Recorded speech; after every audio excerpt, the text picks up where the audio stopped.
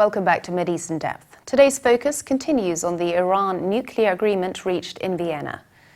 Richard Spencer writes in the Daily Telegraph that President Barack Obama has obsessively pursued a historic nuclear deal, but nobody is quite sure what comes next in this troubled region.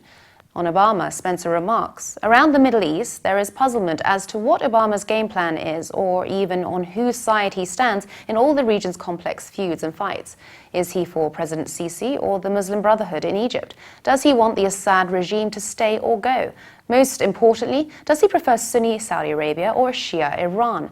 The journalist claims the hopeful believe that once Iran is accepted back into the international mainstream, the country can be persuaded to deal constructively on a range of Middle East issues. Saudi Arabia, they point out, has been America's friend for years but has failed to stop, has encouraged, many would say, the growth of militant Islam. He predicts it is far more likely that Iran will take its gains and bank them. Their newfound legitimacy and returned billions of frozen assets will further sponsor the interest of their regional allies, Assad, Hezbollah, the Houthis, rebels in Yemen. Saudi Arabia and its allies in turn will up their support for their own proxies, deepening the region's crisis. He reveals that US diplomats do not doubt, as we should neither, the boon of a nuclear deal, but they fear what comes next. Mr. Obama is saying nothing, even for Iraq, where America's credibility and sense of moral responsibility are most in play. He said recently he did not yet, with 18 months left of his presidency, have a complete strategy. The writer concludes, it is perhaps time for one.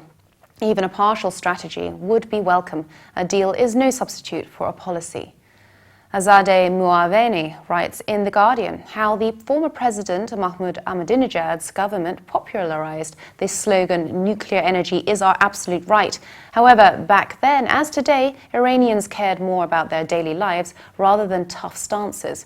She explains how the era of sanctions has been the loss of many things, and for a country that has the Middle East's most educated, Iranians have lost the ability to be genuinely cosmopolitan. International travel today is outside the reach of everyone, but buying a book from Amazon is technically impossible, as is registering for hundreds of university courses abroad, online and actual.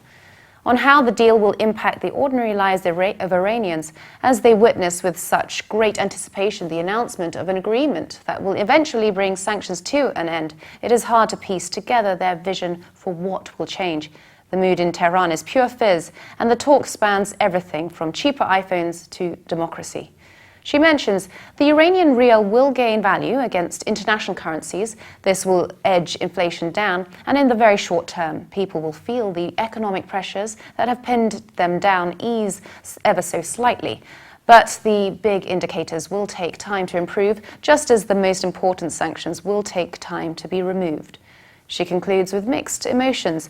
When all that happens, Iran will, instead of merely coping, perhaps thrive again. And that is why Iranians' anticipation today is mixed with anxiety. They know that for much of their region and the world, that is a formidable and not entirely easy prospect. For more updates, please visit levant.tv. And subscribe to Mideast in Depth on iTunes. Thanks for watching. Bye for now.